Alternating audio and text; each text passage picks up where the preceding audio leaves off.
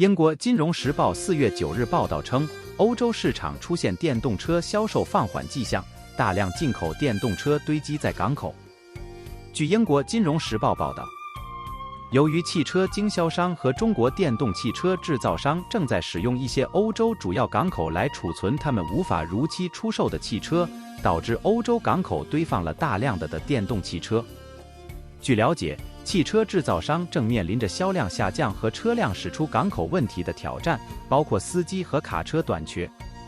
金融时报报道称，一些中国电动汽车已在欧洲港口停放长达18个月。目前，数以千计的进口汽车库存堆在几个欧洲海港，其中许多来自中国。几家汽车制造商在港口租用了大片区域用于车辆进口，但迄今为止还没有客户购买这些汽车。物流公司也在港口外租用额外的停车位。欧洲最大汽车港比利时安特卫普和泽布吕赫港口管理局发言人 Gert X 向汽车周报表示，这种情况目前影响了大量车辆抵达的所有欧洲港口。伊克斯在报告中表示，港务局没有给出具体数字，但目前该港口的车辆数量明显多于2020年和2021年。一些不利影响加剧了这一问题。汽车运输卡车的能力不足，卡车司机也太少。此外，欧洲新车销售疲软也导致库存增加。一些汽车公司直接向客户销售而不是通过经销商销售的举措也加剧了港口拥堵。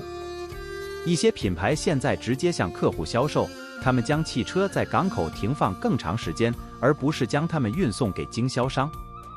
伊克斯如是说。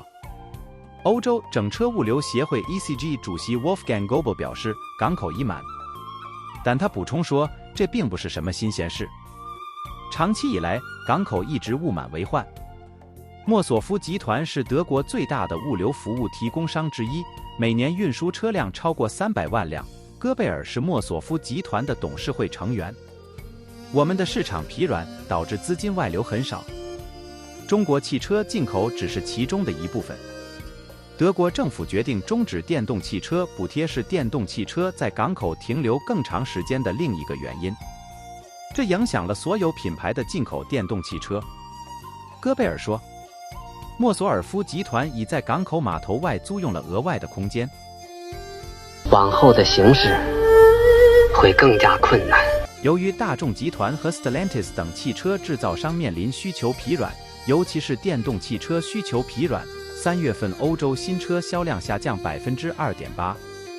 行业机构 ACA 周四在一份声明中表示，上个月欧盟、欧洲自由贸易联盟和英国市场的新车注册量下降至138万辆。由于德国、瑞典和挪威的消费者降温，纯电动汽车销量下降了 11%。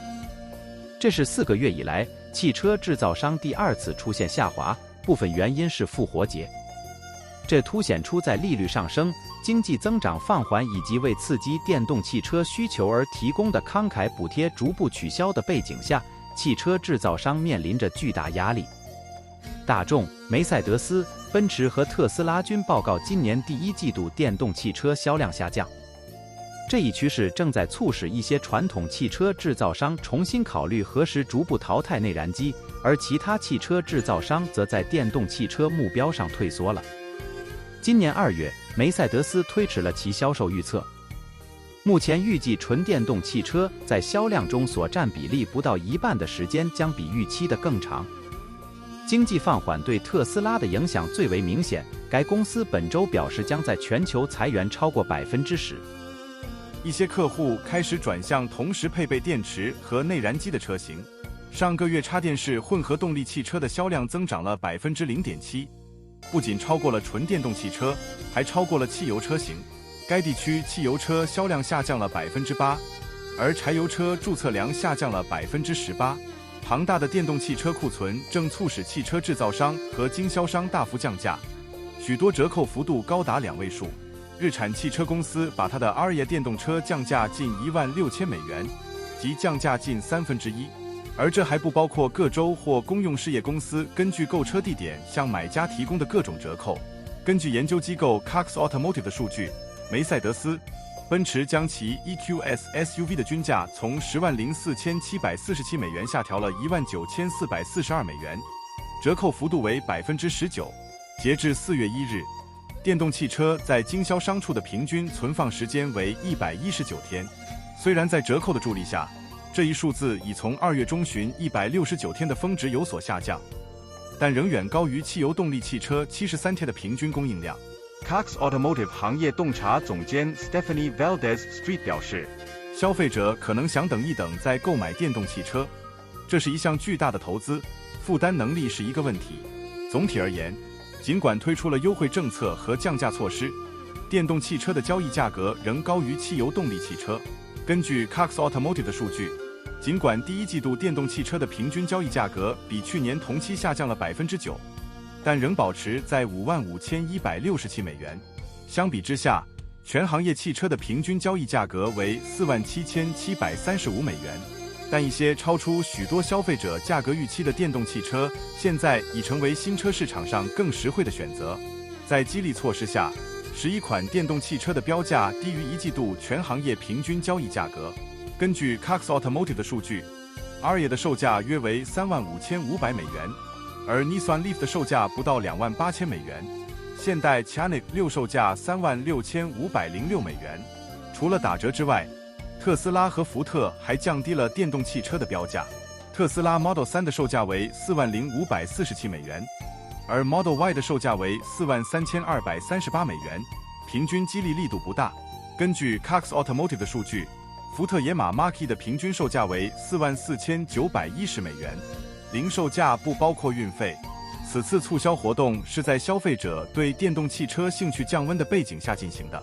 据 Cox Automotive 称，电动汽车在美国轻型汽车市场中所占份额虽小，但仍在不断增长，占第一季度新车销量的7.3%，销量同比增长2.6%，增速远低于之前。电动汽车销量的早期快速增长来自于涌入市场的先行消费者，但他们中的大多数人已经购买了电动汽车。该市场的持续增长依赖于主流消费者，他们担心行驶里程限制、缺乏公共充电站和高价格。今年年初，比亚迪正式宣布成为2024欧洲杯官方出行合作伙伴，这是欧洲杯首次携手新能源汽车品牌，同时也是首次合作中国汽车品牌，推动中国汽车国际影响力进一步提升。欧洲杯作为全球顶级的体育赛事，足球界的狂欢盛宴，吸引了全球数亿球迷的关注。欧足联代表盖伊·劳伦特·艾普斯坦表示，我们很高兴比亚迪成为2024欧洲杯的合作伙伴。比亚迪是一个拥有29年历史的开拓性品牌，因在新能源汽车领域的创新而闻名世界，也是全球最大的新能源车企。这次合作非常契合我们构建绿色欧洲杯的愿景。我们看好比亚迪对欧洲杯绿色转型的促进作用。据悉，2024年欧洲杯期间，比亚迪新能源汽车将作为官方用车，为赛事提供绿色出行服务。同时，比亚迪将携多款车型亮相比赛场馆和官方球迷广场，让欧洲消费者全面感受新能源汽车的技术魅力和未来交通的无限可能。好了，小伙伴们，今天的视频就到这里，希望大家喜欢，记得订阅我的频道并分享您的看法。我们下期再见。我操，有个下去了！我操！